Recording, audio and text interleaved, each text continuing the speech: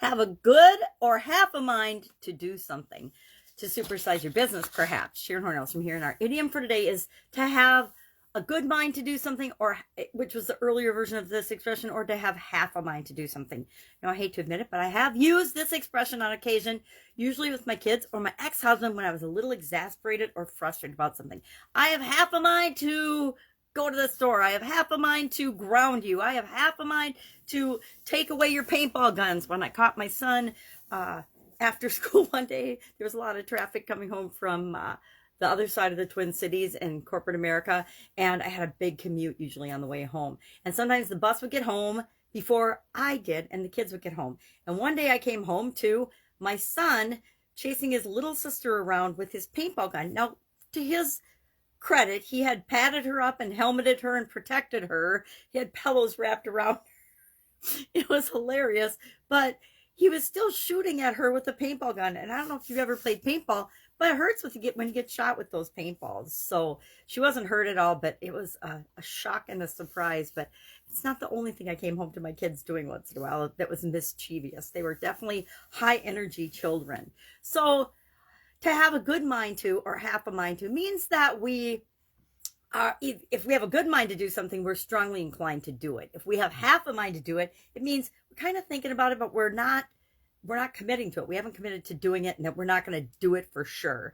I can't tell you how many times growing certain businesses, I had half a mind to stop doing it or half a mind to quit. You know, those bad days, they come to all of us. We all have good days and bad days. And sometimes on a bad day, you get that inkling and that half a mind to stop doing something that you've been doing for a while. Now, we don't quit, right?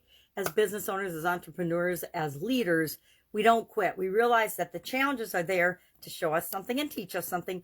We figure out, we problem solve, we overcome them, we find solutions, and we move on to the next thing. And then pretty soon, before we know it, there's a bigger problem, a bigger challenge, and it's as if the little one hadn't even happened.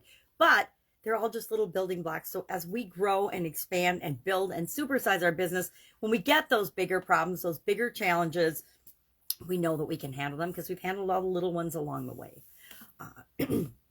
I work with a lot of different stages of entrepreneurs and business owners.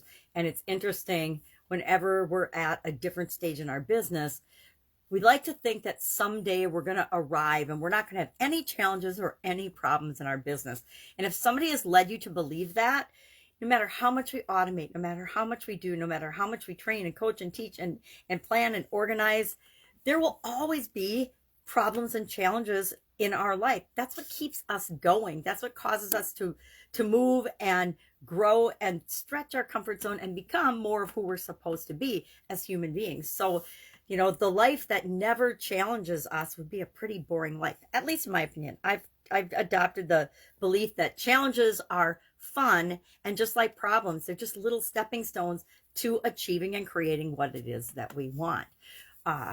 So I work with a lot of people and they think, oh, someday everything is going to be awesome. I'm going to have made $1 billion and I won't have any problems anymore. Guess what? When you're $1 billion business or $1 million business, the only difference is the size of your problems. The bigger your business, the bigger impact and the bigger implications of your problems. If you've built a 7-figure or beyond business, you know exactly what I'm talking about.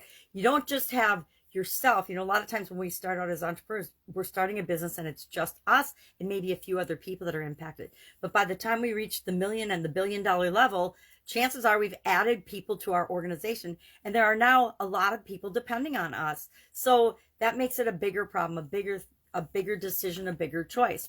If we have half a mind to quit doing our business, we know that it doesn't just affect us anymore. It affects a lot of other people, a lot of other lives, and a lot of other things that we might not even have considered. So curious if you've ever used this expression, I've got a good mind to blank, or I've got half a mind to blank. Like I said, I know I use it on my kids and my ex-husband on occasion, usually when they were in a little bit of mischief or trouble. But I can't remember using it in at least a decade or more, because I've changed a lot. And now if I'm either going to do something or I'm not going to do it. I either go all in on it and figure it out no matter what, or I say no to it. I pick and choose. The older I get, the more I pick and choose what I will and will not spend my time and energy on. Wonder if that's true for you as well. All right, have an awesome day. I will be with you tomorrow with another interesting mental well-being related idiom. What does it mean? Where does it come from?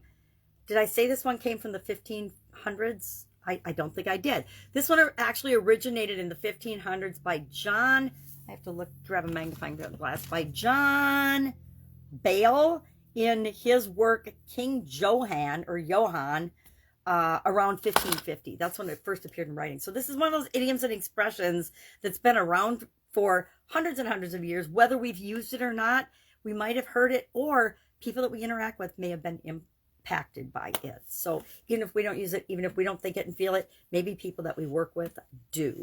All right, have a great day. Catch you tomorrow.